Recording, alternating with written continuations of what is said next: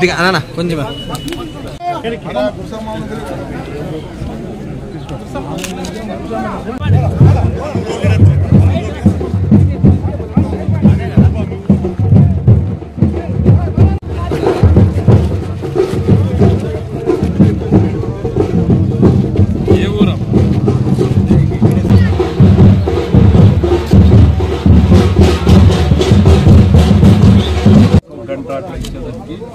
రూపన్న town ఇచ్చే ఉండే రేపు సోమవారంకి లేట్ అయినా సరే పలానా టైంకి మేము ఇది చేస్తామనేది మనం ఖచ్చితంగా చెప్పాలి. పైప్ లైన్లు ఆల్రెడీ ఉంటాయి కదా వాళ్ళు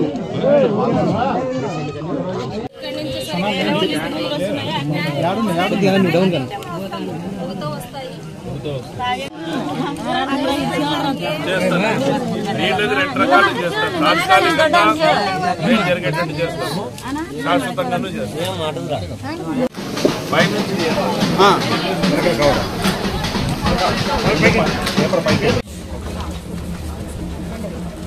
పిల్లలు ఎంతమంది ఉన్నారమ్మా?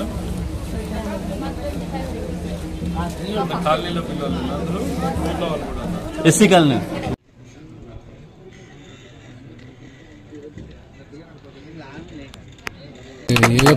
సార్ సార్ స్వామి కొద్దిగా సార్ కొద్దిగా సార్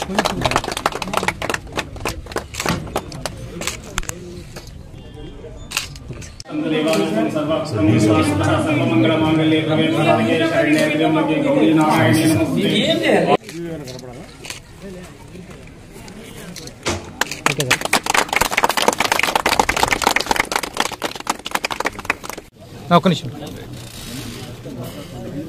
బ్యాక్గ్రౌండ్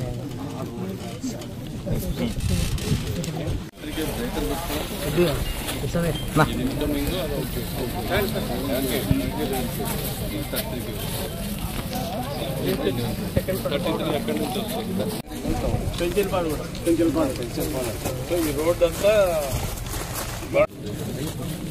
ఇప్పుడు అక్కడ ఇంప్రూవ్ అవుతుంది. అక్కడ ఇంప్రూవ్ అవుతుంది. ప్రపోజ్డ్ ఆఫీస్కి వస్తారు. Thank you. రండి రండి రండి. Come come come come come.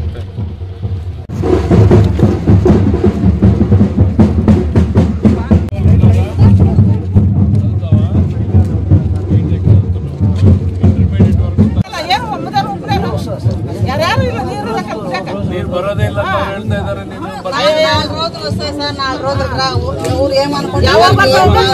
విపరీతమైన 5 ఏళ్ళు విడిచిపెట్టి నీళ్లు రాకుండా చేసినారు. ఇప్పుడు దాన్ని సెటరైట్ చేసేదానికి నీకు ఏం బాధ్యతలు కావాలా, ఏం పైపులు కావాలా కూర్చొని నువ్వు చెప్తే రెడీగా.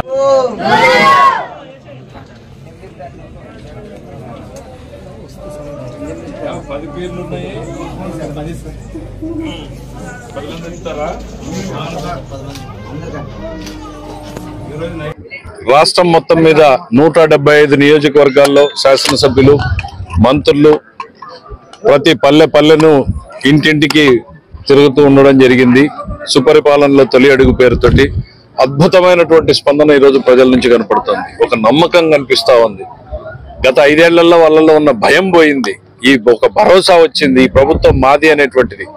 అశాంతి పోయి గ్రామాల్లో ప్రశాంతత వచ్చింది. గతంలో వాలంటీర్లు ఏం చెప్తారో, మా మీద కంప్లైంట్ చేస్తారో, మా స్కీమ్లు ఏమైపోతాయో అన్నటువంటి దగ్గర నుంచి పోయి ప్రజలు నేరుగా వచ్చి వాళ్ళ సమస్యలు మాకు చెప్పుకునేటువంటి పరిస్థితిలోకి వచ్చారు. ఈరోజు ఎగ్జాంపుల్ చూస్తే 5 ఏళ్లలో ఈ గ్రామంలో తాగునీటి మీద 1 మీటర్ పైప్ లైన్ లేదు. పూర్తిగా నిర్లక్ష్యం చేశారు.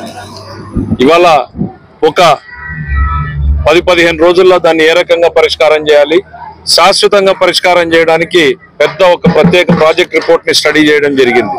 సో ఇట్లా ప్రతి ఒక్కరూ కూడా అభివృద్ధి మీద దృష్టిని పెట్టారు. ఇవాళ సంక్షేమంలో జగన్మోహన్ రెడ్డి గారు, చంద్రబాబు నాయుడుకి తేడాను ఒక్కసారి గమనిస్తే, ఈ ఊర్లో దాదాపు గతంలో 220 మంది తల్లి అమ్మఒడి పేరుతో పడితే ఇవాళ దగ్గర దగ్గర 430 మందికి తల్లికి వందనం పడతా ఉంది. అంటే సంక్షేమంలో రెట్టింపు. పెన్షన్ ఆయన 250 రూపాయలు పెంచితే 1000 రూపాయలు పెంచాము. సంక్షేమంలో రెట్టింపు. మరి రేపొద్దున రైతులకు కూడా అన్నదాత సుఖీభవ ఇప్పటికే మేము సిద్ధంగా ఉన్నాం. కేంద్ర ప్రభుత్వం ఏ రోజు విడుదల చేస్తే అదే రోజు దాంతో కలిపి వాటిని కూడా రిలీజ్ చేయడం జరుగుతుంది. ఒకవైపు సంక్షేమాన్ని, మరోవైపు అభివృద్ధిని, గ్రామాల్లో రోడ్లని. ఇదే గ్రామంలో 5 ఏళ్ల పాటు ఊరి మెయిన్ రోడ్లో తవ్వి వదిలేసిన రోడ్డు ఉంటే మెయిన్ రోడ్ని వేయలేకపోయారు, 1 మీటర్ వేయలేకపోయారు. మనం నేషనల్ హైవే అయినా కానీ ఎమర్జెన్సీగా తార్ రోడ్డు నేపించి రెస్టోర్ చేయగలిగాం. అంటే ఎక్కడ ప్రజలకు సమస్య ఉందో అక్కడ తెలుగుదేశం పార్టీ ప్రభుత్వం ఉంటుంది అనడానికి ప్రత్యక్షంగా ఏ పల్లెకి పోయినా కూడా కనపడుతుంది. ఈరోజు నాకు గ్రామాల్లో తిరుగుతూ ఉంటే చాలా హాయిగా ఉంది, సంతోషంగా ఉంది, ఆనందంగా ఉంది. ఎందుకు అనంటే మా మీద నమ్మకం ప్రజలు చూపిస్తా ఉన్నారు. మేము కూడా వాటిని పరిష్కారం చేసే దిశగానే మా ప్రయత్నాలు కూడా సాగుతూ ఉన్నాయి. ఎక్కడో కూర్చుని అమరావతిలో కూర్చున్న దానికి పల్లెల్లో తిరిగేదానికి తేడా చూస్తే పల్లెల్లో తిరుగుతూ ఉంటే ఎంతో ఆనందంగా ఉంది. అక్కడ పడుతున్న కష్టము శ్రమ మొత్తం కూడా ఇక్కడ తిరిగిన తర్వాత మర్చిపోతున్నాం. ఎస్, మా కష్టానికి ప్రతిఫలం ప్రజల్లో కనపడుతుంది అన్నటువంటి నమ్మకం మాకు వచ్చింది. ఇక జగన్మోహన్ రెడ్డి గారి మధ్య రోడ్లెక్కి ఎక్కడికి పోయినా కూడా అశాంతిని సృష్టించేటువంటి ప్రయత్నం చేస్తున్నారు, రౌడీజాన్ని ప్రోత్సహించేటువంటి ప్రయత్నం చేస్తున్నారు. పొగాకు రైతుల పరామర్శతో పోతే మహిళల మీద దాడి చేశారు. ఆ తర్వాత విగ్రహావిష్కరణకు పోతే కారు టైర్ కింద మనిషి నలిగిపోయేటువంటి పరిస్థితులకు వచ్చినాయి. రప్ప నరుకుతామంటే మంచిదే కదా అంటాడు ఆయన.